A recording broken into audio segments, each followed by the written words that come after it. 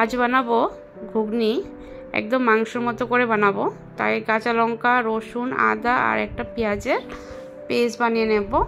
আর এটা প্রেসার করে বানাবো। তো তেল দিয়েছি, শুকনো লঙ্কা ফোড়ন দিয়েছি, তেজপাতা, গোটা জিরা আর দিব কোচানো পেঁয়াজ দিয়ে এটাকে সম্বাস দিয়ে দেব। তারপর সেই পেস্টটি দিয়ে দেব হলুদ, নুন দিয়ে এটাকে ভালো করে কষাবো। দিয়েছি একটা টমেটো, জিরা গুঁড়ো দিয়েছি, ধনে গুঁড়ো দিয়েছি, দিয়ে কম আঁচ করে দইটা দিয়ে দিয়েছি। বাস এখন আস্তে আস্তে করে এটাকে ভালো করে কষাতে হবে। কষানো হয়ে গেলে মটর আর আলুটা দিয়ে দেব। দেওয়ার পর এটাকে মোটামুটি 10 থেকে 15 মিনিট কষাতে হবে।